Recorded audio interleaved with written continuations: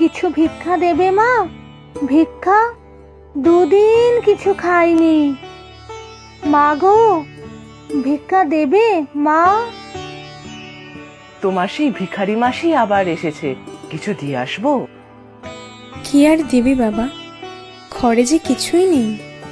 আচ্ছা, এক কাজ কর, রান্নাঘরে একটু চাল রাখা আছে, যা দিয়ে আয় গিয়ে। আচ্ছা মা, দিয়ে আসছি।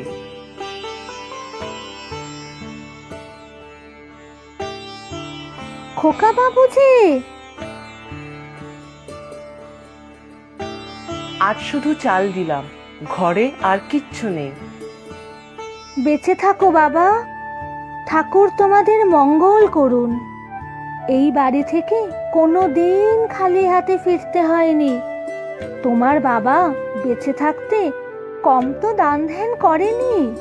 কি ভালো মানুষ ছিলেন তিনি। আমার মেয়ের বিয়ের সব খরচই তো উনিই দিয়েছিলেন, না হলে কি পারতুম নাকি? বেঁচে থাকো বাবা, বেঁচে থাকো। দিয়েছিস ভিক্ষে? হ্যাঁ মা, দিয়েছি। এই মাসিটা খুব ভালো, কিন্তু আমায় খোকা বাবু বলল। তাতে কি হয়েছে?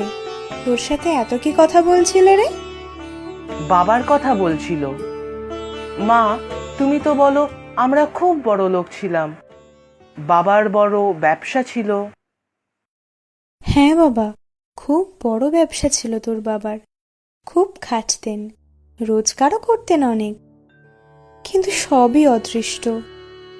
তুই যখন ছোট ছিলি, মাত্র একদিনের জ্বরেই সব শেষ।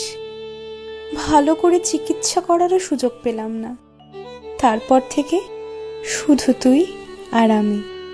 ব্যবসাটাও আর চালানো গেল না।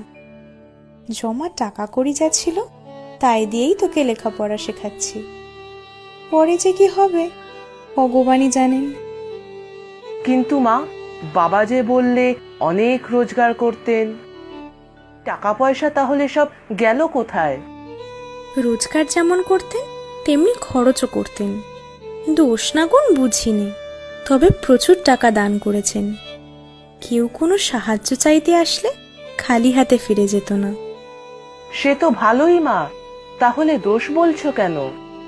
দেখ বাবা, সত্যিকারের অভাগীরা যেমন আসতো, তেমনি অনেক অসৎ লোকেরাও মিথ্যে কথা বলে টাকা নিয়ে গিয়েছে। আর আজ দেখ, আমাদেরই দেখার কেউ নেই। কেন?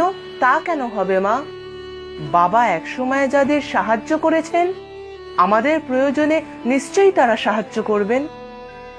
সেটাই তো হওয়া উচিত বাবা, কিন্তু এই সংসারে লোভী আর অকৃতজ্ঞ লোকের তো আর অভাব নেই।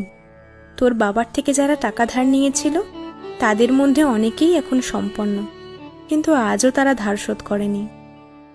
তুমি কিচ্ছু চিন্তা করো না মা, আমি লেখাপড়া শেষ করে যখন চাকরি করব, তখন তোমার আর কোনো কষ্ট থাকবে না।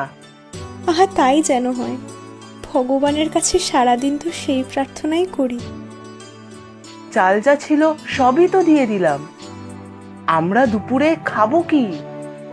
চাল নেই তো কি হয়েছে, খুদ বেছে রেখেছিলাম, ওতেই আজ দুজনের হয়ে যাবে। তুমি খুব ভালো মা।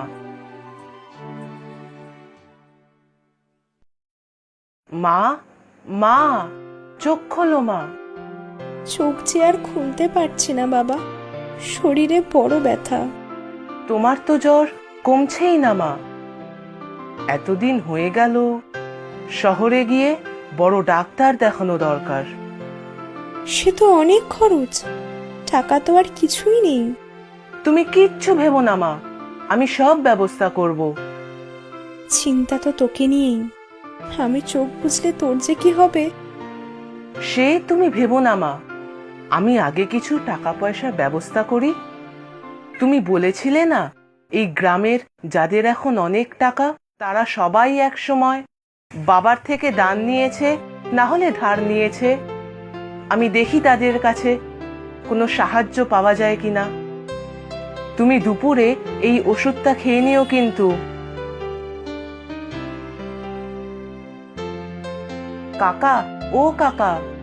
হ্যাঁ, বলো বাবা সুখেন, কি কি চাই?